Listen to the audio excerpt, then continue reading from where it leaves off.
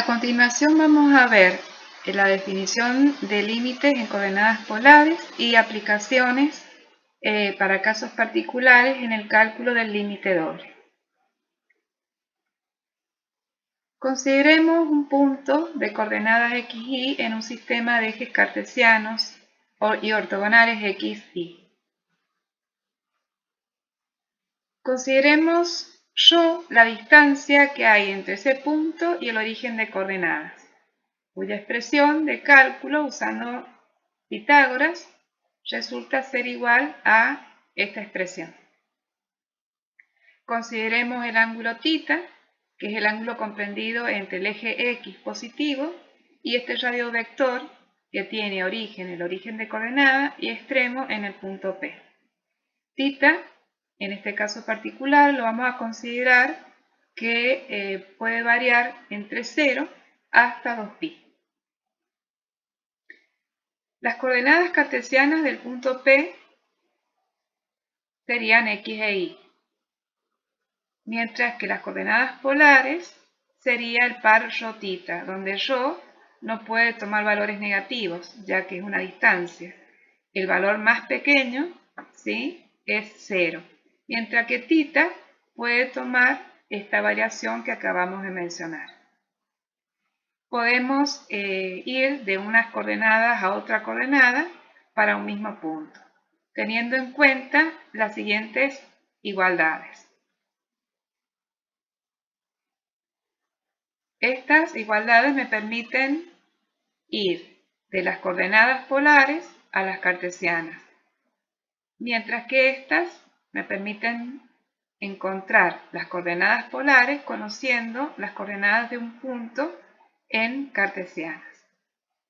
Estas expresiones, ¿sí?, vamos a tenerla en cuenta para la situación en que tengamos que ver a qué valores tienden las imágenes de una función en dos variables real para x y y tendiendo al punto 0, 0, donde 0, 0 es un punto de acumulación del dominio de la función.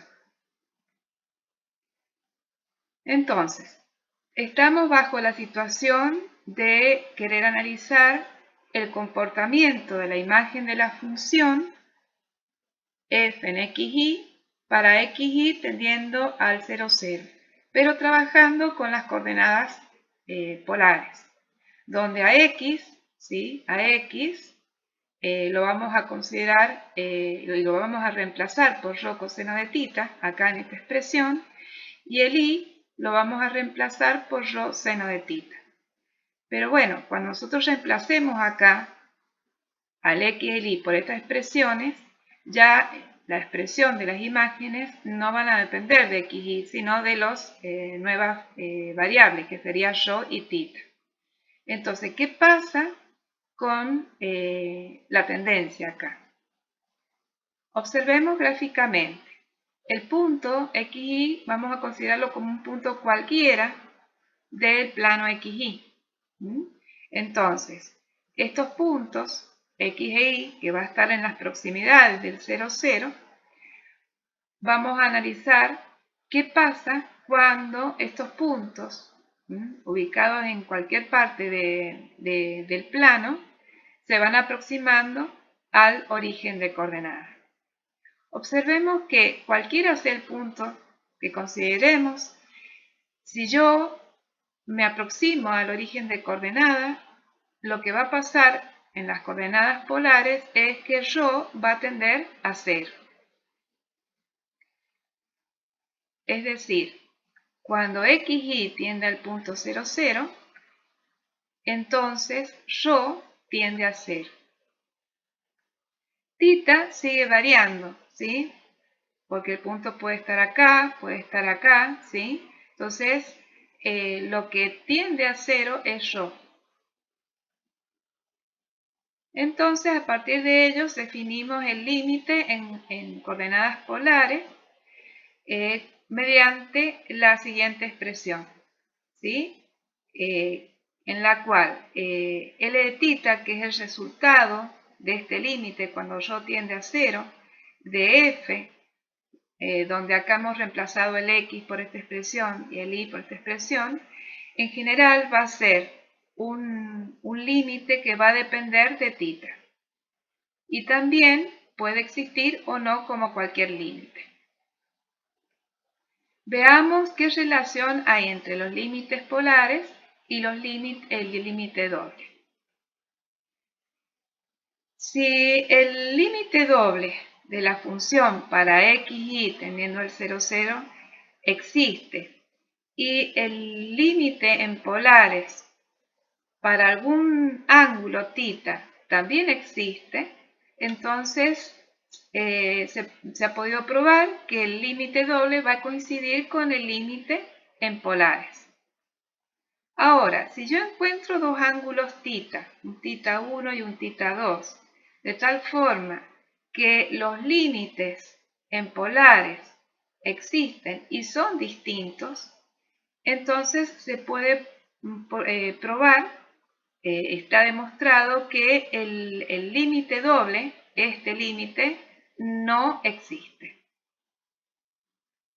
Entonces, este es un resultado muy importante a tener en cuenta a la hora de probar la no existencia de un límite doble.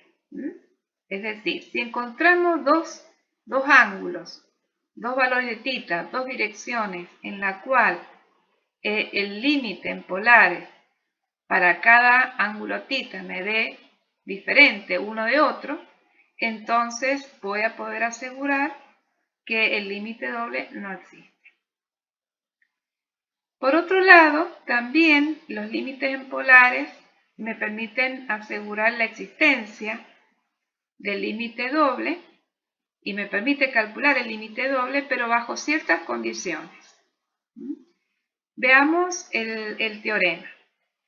Dice que si yo tengo la función, el campo escalar, en dos variables reales, cuando yo la pase a esa función reemplazando el x por rho coseno de θ y el y por rho seno de θ, trabajando algebraicamente esta expresión, y yo la puedo expresar como el producto de una función que depende de rho por una función g que en general depende de rho y del ángulo θ, donde además esta función es un infinitésimo para rho tendiendo a 0 y esta función g resulta ser una función acotada, entonces el límite doble de la función f para x, y tendiendo al 0, 0 se puede garantizar que es igual a 0.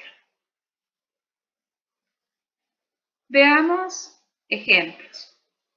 Acá en la actividad número 10 se plantean tres casos en que hay que resolver, donde hay que probar que ninguno de estos límites dobles existe.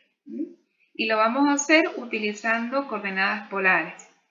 Les dejo el apartado B y el apartado C para que ustedes lo trabajen y vamos a hacer el apartado A. Entonces, tenemos este límite doble para x, y tendiendo al 0, 0. Entonces vamos a considerar la función, el campo escalar, en dos variables y lo vamos a pasar a coordenadas polares. Es decir, reemplazo el x por rho coseno de θ y el y por rho seno de θ. Entonces, en la expresión, reemplazo el y por esta expresión, es lo que tengo en el numerador, y acá en el denominador tengo la suma de x, que lo he reemplazado por rho coseno de θ, es lo que tengo acá, más el y, que es rho seno de θ.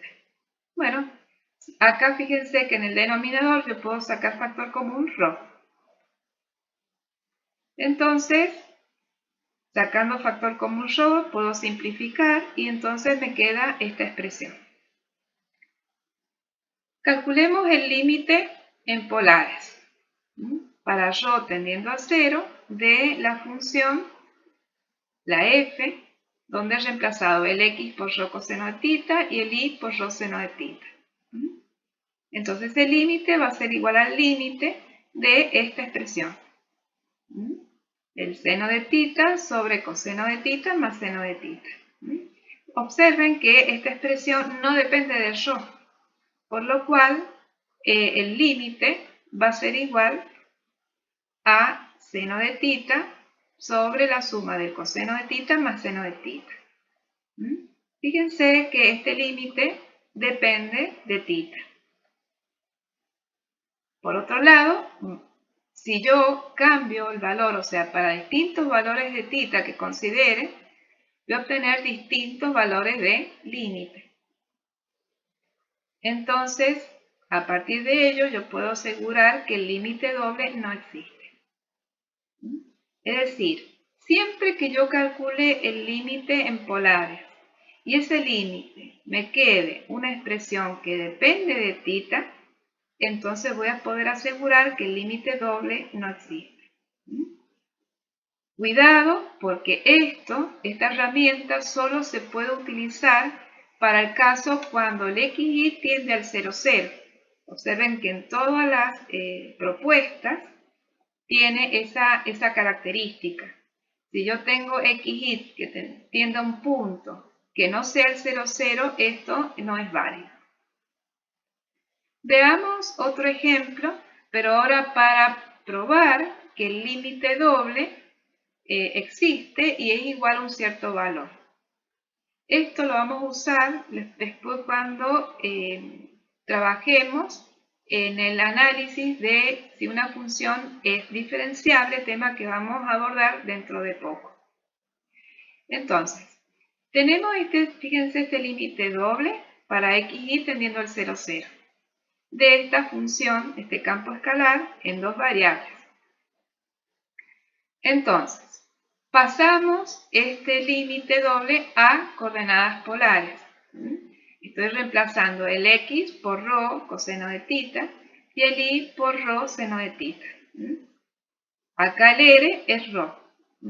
Entonces, toda esta expresión es el resultado de hacer este trabajo. Entonces, observen acá que cuando reemplace el x por rho coseno de tita al cuadrado, me va a quedar rho cuadrado por coseno cuadrado de tita. Y acá, en y al cuadrado, tengo el cuadrado de rho por seno de tita. Entonces, en estos dos términos voy a tener como factor común rho cuadrado, que lo voy a poder sacar como factor común, y acá lo voy a poder simplificar. Y aparte de esto, por trigonometría sabemos que es igual a 1. Por lo cual me va a quedar el límite cuando rho tiende a 0 de 5 por rho por el coseno cuadrado de tita por el seno cuadrado de tita. Observen que acá he podido factorizar a toda esta expresión por una función que depende de rho, que es un infinitésimo, para rho teniendo a 0. Es decir, si yo calculo el límite de esta expresión para rho teniendo a 0, esto tiende a 0. Y la otra expresión es una función que yo puedo asegurar que es acotada, porque el coseno de tita es una función acotada entre menos 1 y 1, y por lo tanto el cuadrado del coseno de tita va a estar comprendido entre 0 y 1. Y el seno de tita también es una función acotada entre menos 1 y 1. Entonces cuando yo multiplique estas dos funciones acotadas, también me va a dar una función acotada. Entonces, el límite en polares, ¿sí?, va a ser el límite de una función que es el producto de un infinitésimo por una función acotada. Entonces, por el teorema que anteriormente mencionamos, este límite, ¿sí?, va a dar 0 y va a coincidir con el límite doble. Entonces, lo que se desprende es que el límite doble de la función va a coincidir con el límite en coordenadas polares y ambos van a valer 0. Bueno, con esto hemos dado brevemente el cálculo de límites usando polares y las aplicaciones para el cálculo de límites dobles.